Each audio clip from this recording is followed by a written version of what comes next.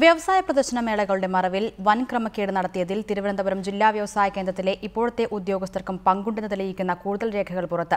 മേളയുടെ ചുമതല വഹിച്ചത് ഇപ്പോഴത്തെ ജനറൽ മാനേജറാണെന്ന് വിവരാവകാശ നിയമപ്രകാരം ലഭിച്ച രേഖകൾ വ്യക്തമാക്കുന്നു. മേളയുടെ മറവിൽ അനധികൃതമായ രസീതുകൾ അടിച്ച് പണപ്പിരിവ് നടത്തിയെന്ന് ആഭ്യന്തര പരിശോധനയിൽ കണ്ടെത്തിയിരുന്നു. തിരുവനന്തപുരം ജില്ലാ വ്യവസായ കേന്ദ്രത്തിന്റെ ആഭിമുഖ്യത്തിൽ വ്യവസായ പ്രദർശന വിപണനമേള നടത്തിയതിന്റെ മറവിൽ വൻ ക്രമക്കേട് നടന്നതായി കണ്ടെത്തിയ ആഭ്യന്തര പരിശോധനാ റിപ്പോർട്ട് പുറത്തുവിട്ടിരുന്നു.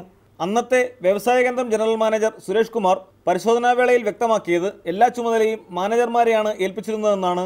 അന്ന് മാനേജരായിരുന്ന ഇപ്പോഴത്തെ ജനറൽ മാനേജർ സലാഹുദ്ദീൻ ആയിരുന്നു 2011-12 വർഷത്തെ മേളയുടെ ചുമതലയെന്ന് വിവരാവകാശ നിയമപ്രകാരം ലഭിച്ച രേഖകൾ വ്യക്തമാക്കുന്നു.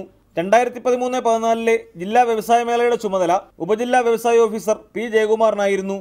അന്ന് വിഷയം കൈകാര്യം ചെയ്തിരുന്ന മാനേജർ സലാഹുദ്ദീനാണ്. മറ്റു മേളകൾ നടന്ന കാലത്തെ ഫയലുകൾ ഓഡിറ്റ് വിഭാഗത്തിന് പരിശോധനയ്ക്ക് നൽകിയിരിക്കുന്നതിനാൽ കൂടുതൽ വിവരങ്ങൾ വ്യക്തമല്ലെന്നും മറുപടിയിലുണ്ട്.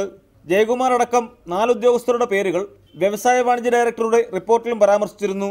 എന്നാൽ ഇവർക്കാർക്കുമെതിരെ യാതൊരു അന്വേഷണവും നടത്താൻ വകുപ്പ് തയ്യാറായിട്ടില്ല. മേളകളുടെ മറവിൽ സർക്കാർ ചിഹ്നം അനുമതിയില്ലാതെ പതിപ്പിച്ച് രസീതുകൾ അച്ചടിപ്പിച്ച് വൻതോതിൽ പണപ്പിരിവ് നടത്തിയെന്നാണ് ആഭ്യന്തര പരിശോധനയിൽ കണ്ടെത്തിയിരുന്നത്. അതേസമയം സാങ്കേതിക പിഴവ് മാത്രമാണ് സംഭവിച്ചിട്ടുള്ളതെന്നാണ് അധികൃതരുടെ നിലപാട്. Pradeep C Nirman, reporter, Thiruvananthapuram.